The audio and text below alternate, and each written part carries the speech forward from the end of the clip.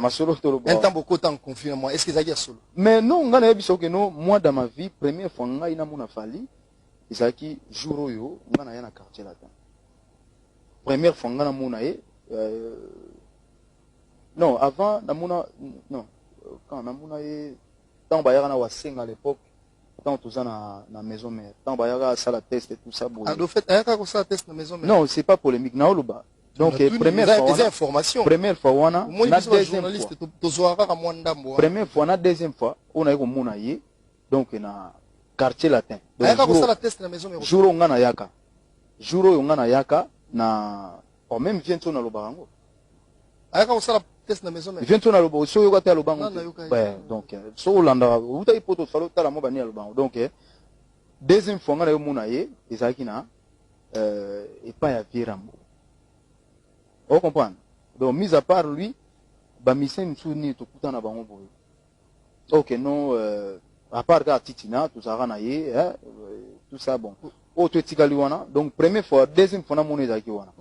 Donc, ndenge bat balu barata, msoso, boina boye, ngai kamusanga mingi, parce que, naebiti. Vous allez chef d'orchestre à l'époque, donc, il fallait avoir ça la test. Vous aurez été pour l'année. En tout cas, vraiment, on a, à l'époque, on a tant de bandaki, tant de bandits, mais on tout tcharanon ba posté. À l'époque, chef d'orchestre, ils avaient Christian Mabanga. Donc, ceux qui ont zalaki, ils avaient mis à retourner. Christian Mabanga, comme au Canada, bon, ils avaient basiste, donc, on a des questions, on a des rien. Il y a à répondre. On a vraiment donc talaka en des années. Mais après, tant qu'on a quand même voulu en quartier latin, on regrettait que Mastana fallait tous à la naïe pour y bien. Mais on a bandé. On a bandé. La génération Nabino, dont les leaders, c'est Fali d'un côté et Ferré de l'autre. Aux autres, quand que niveau à la masolo en écoméli, écoï comme Mabino, un jour, peut-être dans la future mon reproche, lobby ba le belapé na Fali na Ferré le rôle à Jibena Ouera, par exemple. Mon néo lobby on a privilégié la bleu wanding on a été. On a privilégié la bleu wanding on a été. Mon le loyo à Congo tous allés yo faire étant à Bimaka. L'artiste monsieur Bimaka te bayo Bimaka après. Si vous donc y en a Fali, vous assure qu'un jour Boroko malheureux la Ouera na Jibé. Ah Maïs.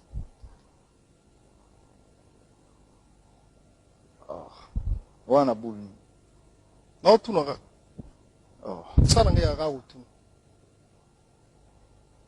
wana na mutu pena pemi na pala mona ke non wana ozotumbola mutu rien à voir na tumbolo pona ni bon ngani na zabu na sara ndule na ngapo na mutu te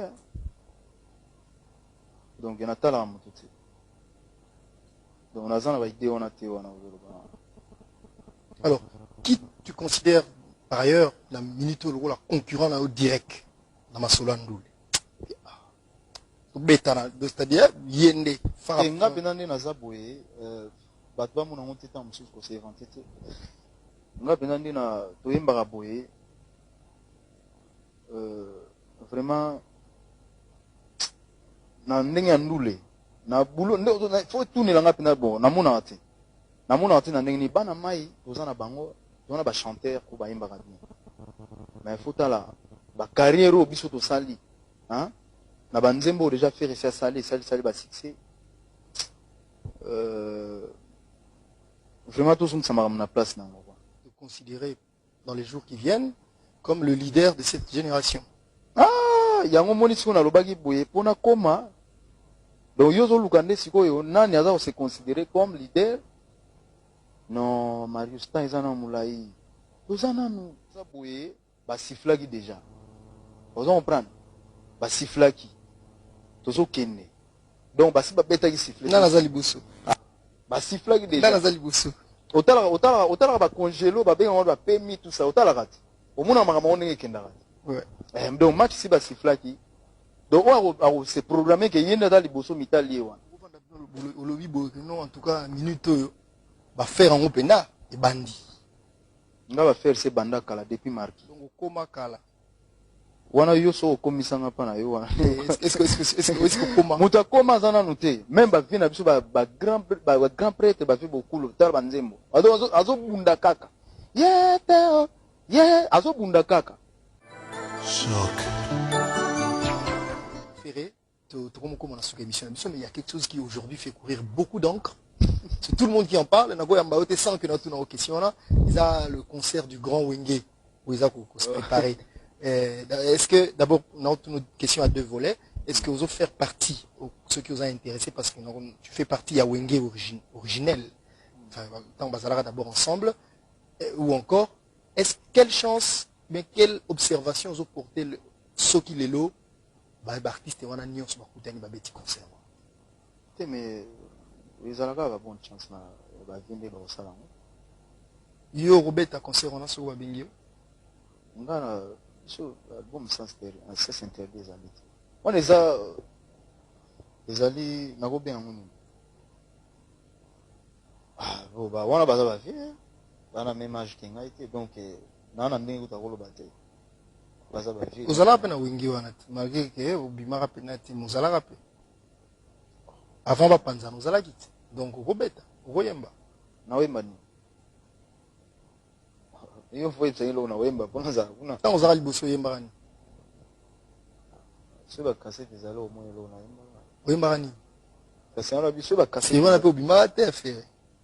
Ah obimaka te. Obimaka te. Mais c'était pourquoi? Bon, même si on va parcourir car sur le soleil et tout côté. L'outil l'actualité. Tous sont sur le soleil et wenge. Obimaka te pona. Ah, na bimaka te parce que tananga ibando zele kokat. Tananga yango fera bima. Vous avez cocaté parce que c'est vraiment qui quand même cours de grand. Cours de grand. Yo moi muké oye, c'était pas facile hein. Mais non, mais à mon âge à l'époque. Ouais, c'était pas à mon âge à l'époque, naïmba déjà na baviona à mon âge à l'époque. Justement, mais au marketing. Donc faut féliciter. Au marketing, oui, au marketing aussi ko oye na maison mère, première voix ils allaient qui était bon yo le rose oyemba bien et que génération ça là qui na marketing. Eloni. Ah mais nga tu no diga na marketing. Tout le monde a yote oyemba. Mais na yemba nani vocal ni. Mais nga na tunio ke websanga ke no so na yemba ke logo ni. Na lobi au marketing. Na markate na wenge parce que na lobi na markate na wenge nga na ye na wenge à l'époque où il commençait déjà la dislocation nga za ki plus à côté ndenge ba tutu bandolo ba côté de la forêt mais yo za ki bazalo mais yo za ki na biloko te ke no nga na kolo be na ona TV pour ça s'interdit so beta donc nga na za l'un des bateaux te ke no ba na initiative wana makamba o na so motu na nga il faut tout na nga makambo ya sans interdit ndenge zo beta ngoni sa makamba ba wenge ba vi ba sala ba album na bango ba okutana ba osala si ba osala makamba na bango eza makamba na bango nga kutu na kotia commentaire kuna te nga za ça s'interdit zo beta non sans interdit to beta maso on parlera ya on a lobby que non donc question on a faut tout na ba vi na biso ba solo ba yo en tant qu'observateur en tant que quelqu'un qui a marqué Wenge à l'époque vous allez qui est passé par là nde na lobby ka que non na Wenge déjà na à part fondateur vient absolument Didi Masela vient absolument souverain na vient absolument de la forêt ceux qui basangani basala idée on est mabete en tant qu'observateur vous assurez que aussi ma idée on banga ocha commentaire ceux qui te ba faire lo baka boye na banga ocha commentaire pona nini omoni Marius lelo to ba rapena Congo nde to za boye moto na moto ausala ka bulo na ye ba vie ba osala ba bulo na bango ngai petit na bango na osala musana bo lelo bananga suke za kaka ba bonne soirée na batutu oyo